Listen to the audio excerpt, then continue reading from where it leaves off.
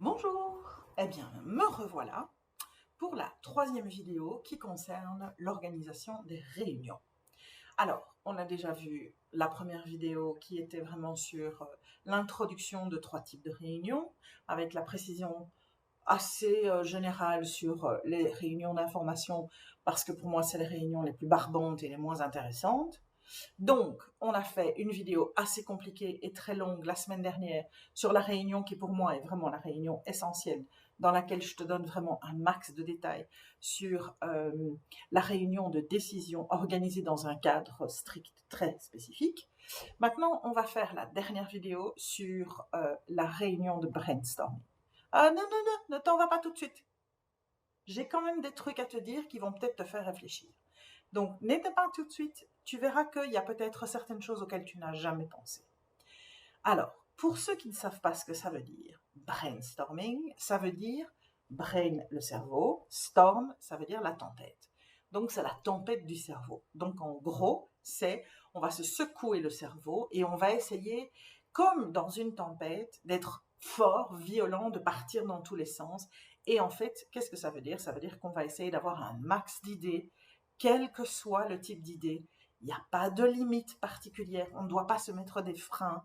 On doit vraiment se permettre de pouvoir être aussi large que possible, d'aller dans tous les sens dans lesquels on a envie d'aller.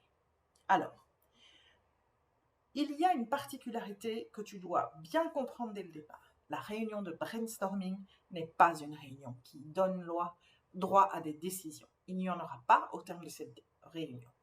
Le principe de cette réunion, c'est de maximaliser ce qu'il y a dans le cerveau de toutes les personnes présentes. On va demander à chaque personne qui participe à la réunion de nous donner un maximum d'idées, tout ce qui leur passe par le cerveau, et on va les collecter. On ne va pas les éliminer, on ne va pas en rejeter certaines, on ne va pas poser de jugement, on va simplement aller chercher ces idées. À la base, c'est juste ça la réunion de brainstorming. Et comme on sait qu'il y a toujours beaucoup plus dans la tête de plusieurs personnes que dans la tête d'une seule personne, c'est le moyen le plus efficace pour vraiment essayer d'aller le plus loin possible dans la collecte d'informations qui vont être très utiles pour le but à atteindre au final, qui sera quel qu'il soit, mais en tout cas, qui permettra, avec tout ce qu'on a collecté, comme dans un espèce de tunnel, on commence par le dessus, et puis l'entonnoir, pardon. On commence par un maximum d'informations, et au fur et à mesure, effectivement, ces informations vont se rétrécir jusqu'au moment où on arrivera au but à atteindre. Alors, pourquoi est-ce que je voulais t'en parler? C'est parce que je voudrais mettre en exergue un élément essentiel. Lorsque l'on fait ce genre de réunion, les gens sont parfois surpris par ce que certains ont comme imagination. Certains ne sont pas super imaginatifs, d'autres le sont de façon extraordinaire. Et malheureusement, comme les gens ont très peur du jugement, ils ont très très peur de s'exprimer devant les autres éventuellement, sauf des extravertis qui sont très à l'aise dans ce genre de situation et qui peut-être ne font pas grand cas des jugements, et tant mieux pour eux, c'est une grande liberté. Il faut privilégier la plus grande neutralité possible si tu veux pouvoir vraiment collecter un maximum d'informations. Alors, à l'heure actuelle, je sais qu'il existe différentes applications que tu peux installer en entreprise et qui peuvent te permettre que plusieurs personnes puissent se connecter en même temps sur une plateforme et qu'elles puissent aller y injecter les idées qu'elle a en forme de post-it ou un truc dans le style. Maintenant, tout le monde n'a pas ce type d'application et donc il faut trouver une méthodologie si tu as éventuellement des personnes qui sont présentes et que tu veux quand même qu'elles puissent participer. Un moyen, c'est de leur proposer d'écrire sur post-it. Mais le problème, c'est que lorsque tu écris donc avec ton écriture manuelle, et d'aucuns connaissent la manière dont tu écris. Ce qui veut dire qu'il n'y a pas de neutralité parce qu'on va toujours reconnaître ton écriture. Et donc, à un certain moment, tu ne vas pas te sentir aussi libre de pouvoir exprimer les idées les plus folles que tu pourrais avoir, de nouveau parce que tu as peut-être peur du jugement ou des commentaires des autres. Donc, il existe un moyen qui est parfois utilisé, que je pense qui je pense peut être utile. Une des personnes qui doit collecter les informations prend le rôle d'analyste. Et donc, cette personne, elle est derrière son ordinateur et elle va recevoir les emails de toutes les personnes avec toutes leurs idées. Et elle va récupérer le contenu de chaque email et le mettre dans un document blanc. De cette manière-là, comme c'est écrit sur un ordinateur, tu n'as pas d'identification de l'écriture manuelle, mais les idées vont simplement être listées au fur et à mesure qu'elles apparaissent ou à un certain moment, une fois qu'elle a préparé le document complet avec tout, elle affichera le document pour que tout le monde puisse le lire. Et à ce moment-là, on sera dans la plus grande neutralité puisqu'il n'y aura pas de capacité d'identifier d'où vient l'idée et qui l'a produite. Alors, je vais quand même dire un petit truc. Il y a toujours des petits finauds qui s'amusent à glisser des petits mots ou une petite tournure de phrase ou un petit commentaire dans ce qu'ils ont écrit de manière à ce que ceux qui les connaissent puissent identifier « Ah, c'est lui qui l'a écrit !» Ok, ça existe, hein, on est d'accord. Mais en dehors de ces petits finauds, normalement, quand on fait ce genre de choses, on reste dans la neutralité. Et j'insiste dessus, c'est essentiel pour deux raisons. Un, parce que certaines personnes ont peur du jugement et ne se sentiront pas libres si elles ne se sentent pas protégées par rapport à cela. Deux, parce que tu as toujours une différence entre les extravertis et les introvertis qui auront tendance à éventuellement réfléchir plus longtemps pour pouvoir le faire, pour pouvoir t'amener une idée, et qu'il faut pouvoir donner à tout le monde sa chance de pouvoir participer pleinement au processus. J'en profite pour te rappeler qu'il y a il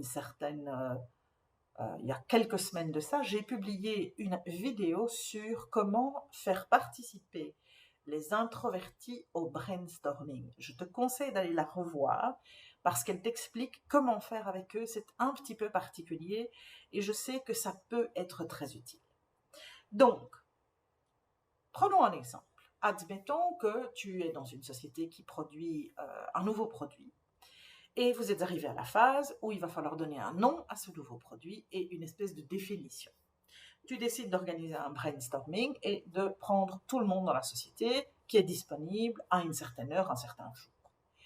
Tu leur expliques exactement ce que tu attends d'eux. Nous devons commencer par trouver le nom du produit. Je vous présente le produit. Voilà comment le produit se présente. Voilà ce qu'il va faire. Voilà à quoi il sert. Bla bla bla. Et une fois que toutes les explications ont été clairement données et que tout le monde sait de quoi il s'agit, tu leur laisses un peu de temps pour réfléchir.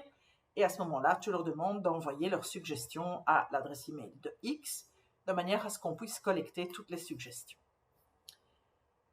Une fois que tu as terminé ce processus, tu as une deuxième étape éventuellement à devoir franchir. Et de nouveau, il vaut mieux franchir toutes les étapes de brainstorming en même temps pour qu'il n'y ait aucune position qui se mette en place et pour que progressivement les gens ne sachent pas ce qui a été échangé.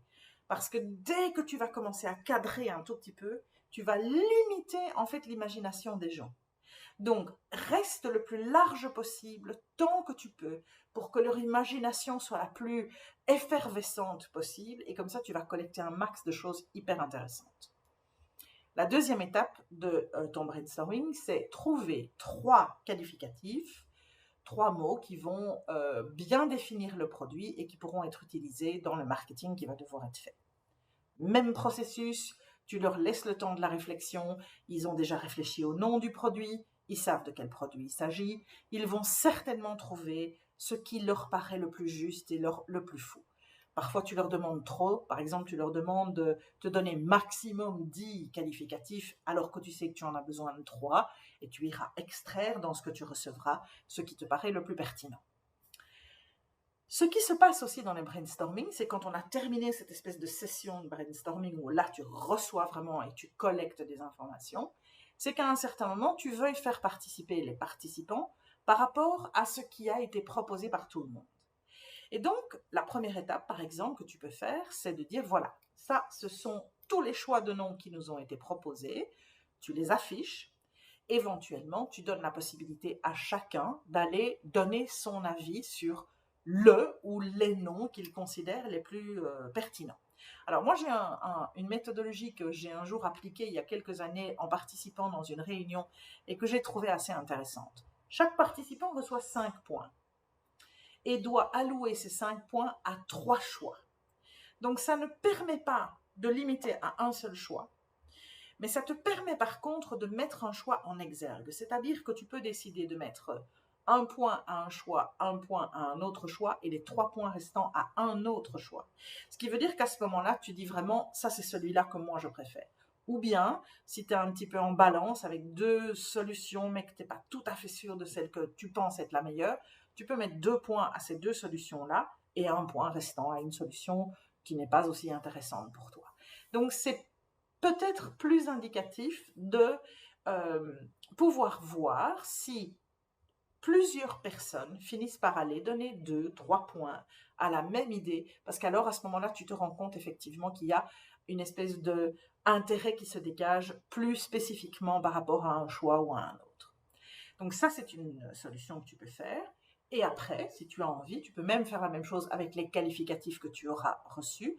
Bon, il faut bien sûr que l'analyste ait le temps de consulter les listes qu'elle reçoit, d'éliminer les doublons, parce que je suis certaine, dans un cas comme celui-là, que tu vas avoir des personnes qui vont revenir avec les mêmes terminologies, pour que ne ressortent que ceux en global qui ont été proposés, et faire le même exercice en permettant à tout le monde éventuellement d'aller dire quels sont les qualificatifs qui leur paraît le plus adéquat pour définir le produit. Et voilà. Une fois que ces activités-là sont terminées, tu t'arrêtes. Ta réunion est finie. Tu ne vas pas éliminer quoi que ce soit. Tu as collecté un maximum d'informations. Tu as collecté des informations sur des idées qui te sont soumises, mais tu collectes aussi des informations sur un avis éventuellement qui est émis par les gens, par toutes les personnes qui participent à ta réunion. Après ça, à toi de continuer le travail avec ce que tu as collecté et de décider si au final tu auras encore besoin d'une autre session de brainstorming. C'est possible qu'une fois que tu auras fait déjà le tri dans certaines choses, tu reviennes avec une autre demande, une demande complémentaire, et que tu aies encore besoin de l'avis ou des idées un peu folles ou géniales que tu as autour de toi. Et donc, tu peux continuer le processus autant de temps que tu le décides et de la manière dont tu en as envie. Mais n'oublie pas que le brainstorming n'est pas une réunion de décision. Moi, personnellement, quand on me propose d'aller participer à une réunion de brainstorming, je suis toujours positive parce que je me dis, chouette, c'est une réunion cool, on va pouvoir s'amuser, on va pouvoir avoir des idées un peu folles parce qu'en fait, il n'y a pas de limite. Alors, dernier aspect du brainstorming, c'est quelque part, tu l'as déjà fait tout naturellement, sans le savoir. Tu t'es jamais posé la question, peut-être, mais admettons que tu sois avec des potes et que vous ayez décidé que vous partiez en vacances cet été. Vous avez terminé de décider quelle est la période que vous allez prendre, de tel jour à tel jour, et il faut décider où vous allez aller. Vous vous mettez tous ensemble autour d'un bon repas et vous commencez à délirer sur ouais, on va aller à Bora Bora, non, je préfère les Bahamas, à Tahiti, d'accord. Et quand on aura fini de délirer, on commencera à regarder éventuellement quelle est l'autre destination un peu plus proche et moins coûteuse qui sera possible. Vous continuerez à échanger, vous continuerez à vous poser la question, tiens, quelle est la destination qui me conviendrait le mieux? Et au final, ensemble, vous arriverez à la décision, et là vous ferez brainstorming et décision en un coup, parce que ça peut arriver aussi, c'est 2 phases différentes, où vous ferez brainstorming un soir, et la semaine suivante, vous prendrez la décision, parce qu'il va vous falloir un tout petit peu de temps pour analyser financièrement les implications de telle destination ou de telle destination, et donc la fois suivante, peut-être qu'à ce moment-là, vous ferez une réunion de décision. Voilà, j'espère que ça t'a donné quelques inspirations. Et donc, n'oublie pas, brainstorming, essaye toujours de trouver des solutions qui soient ultra neutres.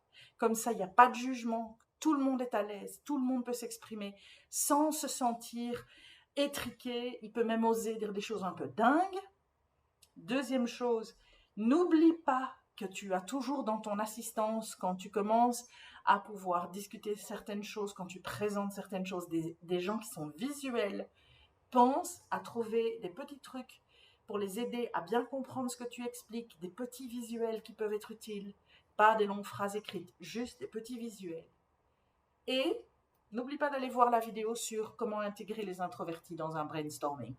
Tu verras que ça, c'est le petit plus qui va vraiment pouvoir t'aider pour que tout le monde puisse participer pleinement. Voilà, bonne communication et à la prochaine. Salut!